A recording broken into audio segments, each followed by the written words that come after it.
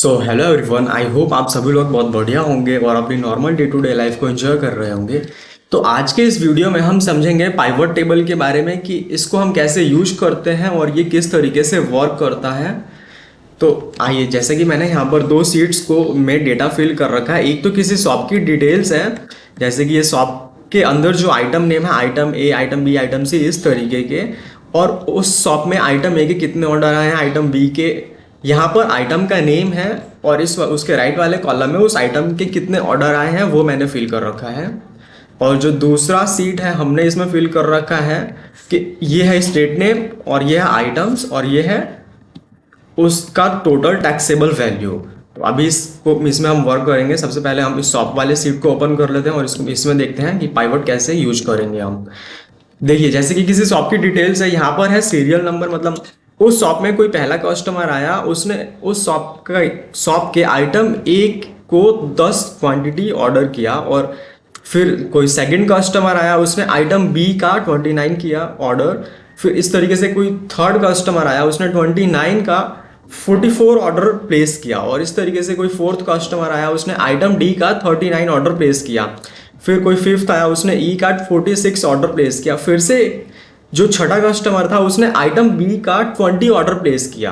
तो इस तरीके से टोटल हम यहाँ पे 20 कस्टमर ले लेते हैं ऐसे ही मैनुअली। अभी उस शॉप में इतने सारे ऑर्डर्स आए हैं, तो उस शॉपकीपर को ये सारे ऑर्डर फुलफिल करने होंगे। तो अभी उस शॉपकीपर को ये जानना है कि टोटल आइटम ए का कितना ऑर्डर है, आइटम बी का कितना ऑर्डर है, आइटम सी का कितना ऑर्डर है। अभी ये डेटा बहुत छोटा है, तो मैं यहाँ से मैनुअली आइटम ए ये रहा, इसका है 10, और फिर आइटम बी यहाँ पर है 44। इस तरीके से मैं मैनुअली कैलकुलेट कर लूँगा। पर यही अगर डेटा बहुत ज़्यादा होता तो इस केस में हम पाइवट टेबल को यूज़ करते, या फिर हमारे पास एक और शॉर्टकट है। हम यहाँ पे फिल्टर लगाएंगे और एक एक करके यहाँ से आइटम ए को मैं सेलेक्ट करूँगा, फिर यहाँ पे ये दिखा देगा, मतलब आइटम ए का इतना ऑर्डर है, टोटल कितना है, यहाँ पे आपको सम भी दिख जाएगा 105। और यहाँ पर काउंट है कि मतलब 4 कस्टमर ऐसे हैं जिन्होंने आइटम ए का ऑर्डर प्लेस किया है और उनकी टोटल क्वांटिटी है 105।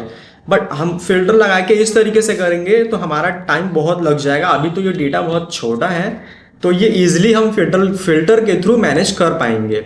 पर अभी ये यहीं पर बहुत बड़ा डेटा होता तो हम इसको पाइवट टेबल के थ्रू निकालते। आइए हम इसमें पाइवट टेबल को यूज़ करते हैं, देखते हैं।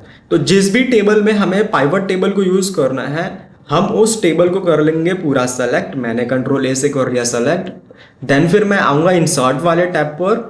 इसमें एक है पाइवट टेबल का ऑप्शन, मैंने इस पर क्लिक। फिर यहाँ पे एक ऑप्शन है फ्रॉम टेबल रेंज, मतलब मैंने जो टेबल सेलेक्ट किया है मुझे उसी रेंज में डेटा चाहिए। मैंने इस पर किया क्लिक।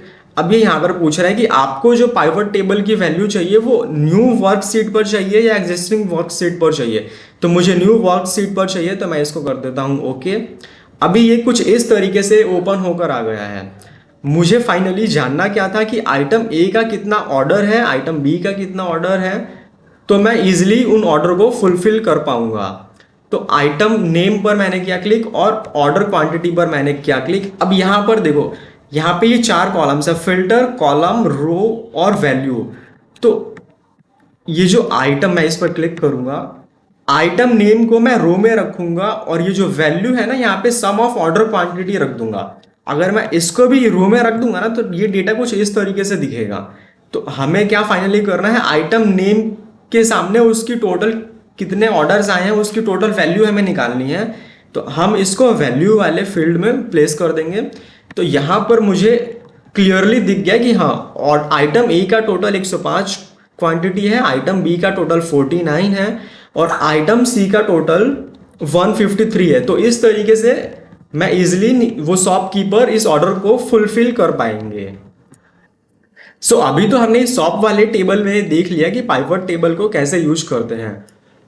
एक बार मैं आपको फिर से बता देता हूँ। देखो, पाइवट टेबल हमें कहाँ यूज करना होता है, जहां पर हमें बहुत सारी किसी चीज की वैल्यू दी गई है और वो रिपीटेड वैल्यू है, मतलब उस, जैसे कि यहाँ पर है आइटम ए, फिर से आइटम बी, आइटम सी, इस तरीके से उन सबकी रिपीटेड वैल्यू हमें दी गई है और हमें उनका फाइनली सम निकालना है कि ये टोटल कितना है। तो वहां पर हम पाइवट टेबल को यूज करते हैं।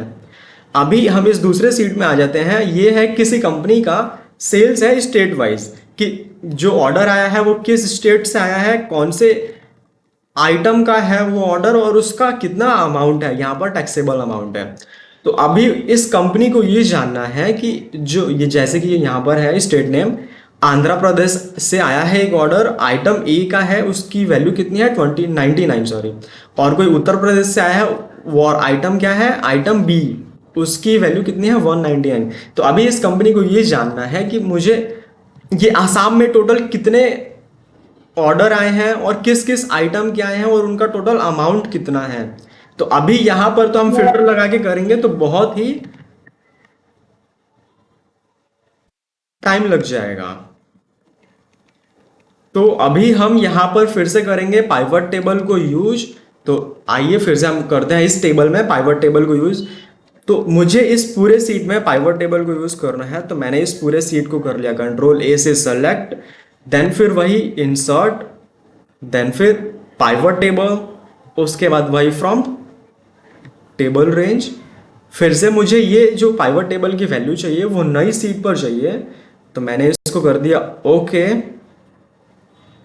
अब फिर मुझे क्या जानना था कि एंड कस्टमर स्टेट, ठीक है, कि किस स्टेट से, पहले तो मैं ये जानूंगा कि किस स्टेट से कितना ऑर्डर आया है, कितने अमाउंट का।